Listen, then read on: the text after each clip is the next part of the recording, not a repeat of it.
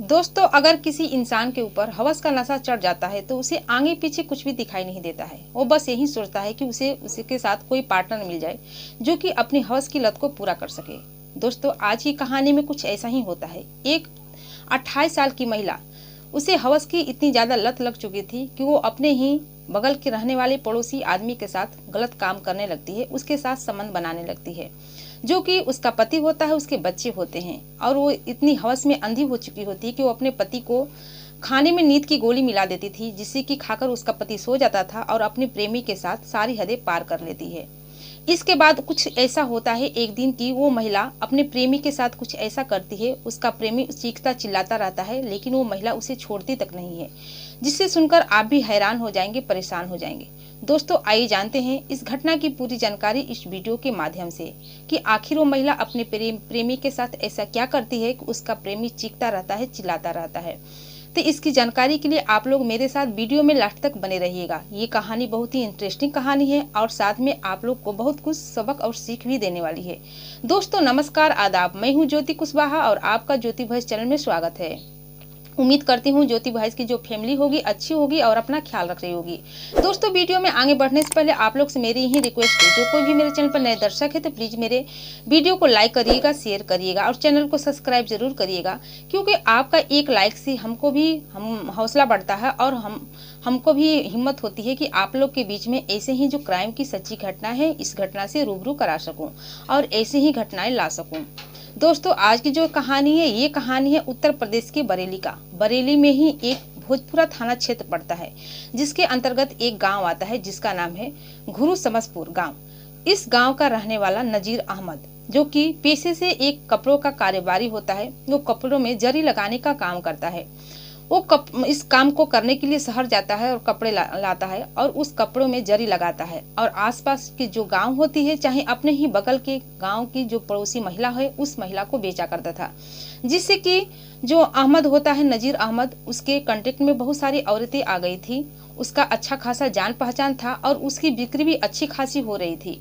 नजीर अहमद अपनी पत्नी और बच्चों के साथ रह रहा होता है और उसी के पड़ोसी की रहने वाली एक महिला होती है जिसका नाम रवीना होता है, जिसका भी पति होते हैं, उसके 2 छोटे छोटे बच्चे होते हैं। रवीना भी नजीर अहमद से कपड़े की खरीदारी करती थी, उससे भी बातचीत करती थी, लेकिन जो नजीर अहमद होता है उसका व्यवहार कुछ अच्छा नहीं होता है। वो हमेशा यही सोचता था कि कोई भी महिला उसके प्रेम जाल में फंसे, जिससे कि उसके साथ शारीरिक संबंध बना सके, उसके साथ मेल मिलाप बढ़ा सके, और उसकी जो तलाश होती है पूरी होती है रवीना पर आकर रुकती है। जो कि रवीना का जो व्यवहार था उसको देखकर नजीर अहमद समझ गया था कि रवीना आखिर उससे चाहती क्या है। इसके बाद एक दिन वो रवीना को अपना कॉन्टेक्ट नंबर देता है और कहता है कि जब भी तुम्हें किसी चीज की जरूरत पड़े, जब भी कपड़े लेना है, चाहे कुछ काम करना है, तो मुझसे कॉन्टेक्ट करना। इसके जरिए दोस्तों दोनों में बातचीत होने लगती है और बातचीत करते करते दोनों एक दूसरे से इतना आगे बातचीत करते करते बढ़ जाते हैं कि दोनों में प्रेम प्रसंग चलने लगता है। अब नजीर अहमद को जब पता चल जाता है कि रवीना उससे प्रेम करने लगी है, तो नजीर अहमद रवीना के प्रति बहुत ही अच्छा अपना व्यवहार दिखाता है, उसकी हर एक सुख सुविधा का ख्याल रखने लगता है, उसकी हालचाल को पूछने लगता है, उसकी बहुत ही तारीफें करता है, जिससे कि रवीना नजीर अहमद से बेहद खुश हो जाती है। लेकिन जब दोनों के प्रेम प्रसंग का जो मामला है चलने लगता है, आसपास के लोगों को ये बात पता ही नहीं चलता है। इसके बाद दोनों एक दूसरे के बारे में बीच संबंध बनाने की कोशिश करते हैं। इसी बीच जो नजीर अहमद रहता है, जो कि उसकी पत्नी रहती है, उसके बच्चे, अपनी पत्नी और बच्चों को अपने उसके मायके भेज देता है और कहता है कि जाओ तुम मायका घूम कर आओ, जिससे कि वो घर में अकेला पा सके। इधर जो रवीना होती है, जब उसको पता चल जाता है कि उसकी जो प्रेमी की पत्नी है, बच्चे हैं, अपने मायके चली गए हैं, उसके घर में नहीं है, वो शाम को अपने पति को रोजाना नींद की जो गोली होती है अपने पति के खाने में मिला देती थी, जिसके बाद उसका पति खाना खाने के बाद सो जाता था और उसके जब बच्चे सो जाते थे, पूरी तरह से तैयार हो जाती है और अपने प्रेमी के घर चली जाती है, जो कि बगल का ही पड़ोसी का ही रहने वाला होता है, और उसके घर जाती है। उसके घर के अंदर जाने के बाद सभी खिड़की दरवाजे बंद कर देते हैं और दोनों प्रेमी प्रेमिका एक साथ आपत्तिजनक स्थिति में संबंध बनाते हैं। लगभग 2-3 घंटे तक वो इस काम को करते हैं। जब उसके मंसूबे पूरे हो जाते हैं तो अपने घर आ जाते हैं। ये सिलसिला जब एक बार चलता है तो चलता ही रहता है। जब भी नजीर अहमद और रवीना का एक साथ संबंध बनाने का मन करता, वो इसी तरह से बहाने करते और इसी तरह से दोनों एक साथ प्रेम प्रसंग यानी कि मेल मिलाप करते थे। लेकिन दोस्तों, कहा जाता है कि जो चोरी है 100 दिन की चोरी एक दिन पकड़ी ही जाती है। एक धीरे धीरे दोनों के जो प्यार के चर्चे हैं, जो दोनों के प्रेम के किस्से हैं, कहानियां हैं, आसपास के लोगों को पता चल जाती है। इधर जो रवीना होती है, जब उसे पता चल जाता है कि आसपास के लोग उसके प्रेम की कहानी के बारे में जान चुके हैं, उसी के बीच को लेकर तरह तरह की बातें कर रहे हैं, तरह तरह की बातें बना रहे हैं। इधर जो रवीना का दिमाग खुलता है, वो सोचने लगती है कि जो कर रही है बिल्कुल बुरा कर रही है, वो अपने पति को धोखा दे रही है, आसपास के लोगों में उसकी बदनामी हो रही है, लोग जानेंगे तो क्या सोचेंगे। इसके बाद वो इस रास्ते से हटने का प्लान बना लेती है, वो इस रास्ते से हटेगी। इसलिए वो अपने जो उसका प्रेमी होता है उस प्रेमी से इसके बारे में बात करती है और कहती है कि जो सो हुआ, अब मैं तुम्हारे साथ नहीं रह सकती, तुम्हारे साथ इस तरह का काम नहीं कर सकती, क्योंकि आसपास के लोगों में इस तरह की बातें हो रही है, हमारी बहुत ही बदनामी होगी, हमारे परिवार की इज्जत जाएगी, साथ में बाल बच्चे हमारे क्या सोचेंगे। लेकिन नजीर अहमद के ऊपर जो इसका जो नशा था इस कदर तैयार था कि वो पीछे हटने का नाम ही नहीं लेता है और कहता है कि जब तुम मेरे पास नहीं आओगी तो तुम्हारे जो कुछ तुम मुझसे जो कुछ भी बातें की हो उसका कुछ ऑडियो है और कुछ फोटो है और कुछ संबंध बनाने का पिक भी है। जब तुम नहीं आओगी तो सोशल मीडिया पर वायरल कर दूंगा और जो फोन से जो बातें की है, जो ऑडियो है, तुम्हारे पति तुम्हारे बच्चों को सुना दूंगा। इसके बाद समझो तुम्हारा क्या हाल होगा।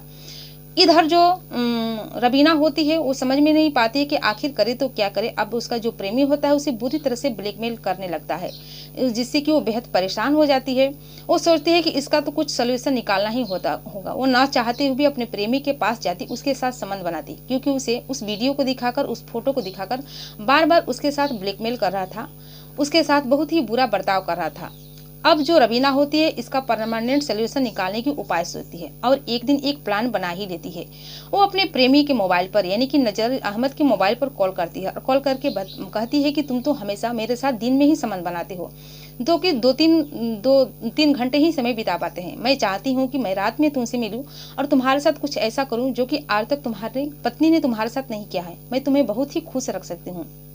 इस बात को सुनकर जब नजीर अहमद सुनता है तो आगे पीछे कुछ भी नहीं सोचता है, वो तैयार हो जाता है।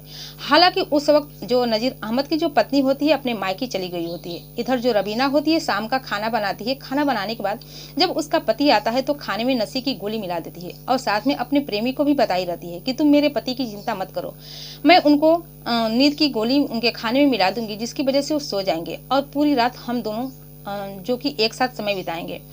जब जो रवीना होती है जब उसका प्रेमी खाना खाने के लिए बैठता है तो उसके खाने में नींद की गोली मिला देती है, जिससे कि उसका प्रेमी खाना खाता है और पूरी ही नींद अवस्था में हो जाता है, यानी कि वो सो जाता है। इसके बाद जो रवीना के बच्चे हैं जब वो भी सो जाते हैं तो रात का 11 बजे का समय रहा होगा। रवीना पूरी तरह से सच कर तैयार होती है और तैयार होने के बाद अपने पति के कमरे में यानी कि बगल के पड़ोसी का जो नजीर अहमद रहता है उसके घर आती है। उस वक्त उसके घर में उसके बीवी बच्चे नहीं रहते हैं। इसके बाद दोनों दरवाजा बंद करते हैं और दरवाजा बंद करने के बाद एक साथ आपत्तिजनक स्थिति में संबंध बनाने लगते हैं। इधर जो नजीर अहमद रहता है इन सब से अलग होता है, वो तो पूरी मूड में रहता है, लेकिन जो रवीना होती है उसको अपने काम का अंजाम देना होता है और संबंध बनाने के दौरान वो नजीर अहमद की छाती पर बैठ जाती है और एक हाथ से उसका मुंह दबा लेती है और एक हाथ से उसके गले को दबाने लगती है। इधर नजीर अहमद चीखने चिल्लाने की कोशिश करता है, लेकिन ये भरपूर अवस्था में उसको जकड़ी रहती है, उसे चीखने चिल्लाने का मौका ही नहीं मिलता है। इसके बाद उसके गले को दबाकर नजीर अहमद को इस दुनिया से ही अलविदा कर देती है।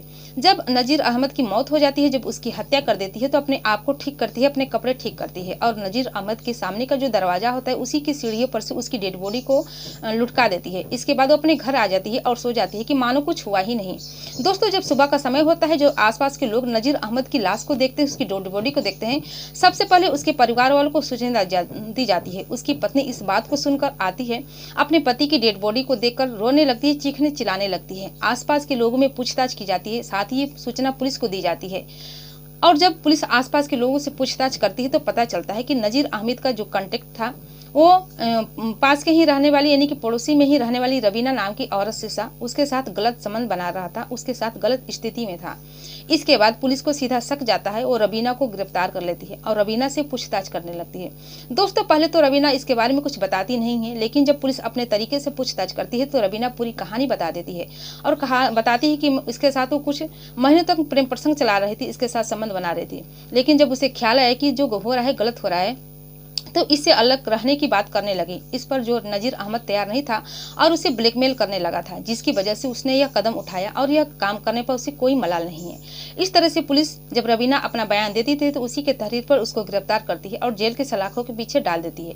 दोस्तों, ये रही पूरी कहानी। इस कहानी को सुनकर आप हैरान ही रह गएंगे कि आखिर जो रवीना होती है एक गैर संबंध की वजह से कैसे एक आदमी की जान ले लेती है और वो जेल के सलाखों के पीछे चली जाती है। अगर वो ऐसा नहीं करती तो आज वो अपने पति और बच्चों के साथ बेहद ही खुश होती।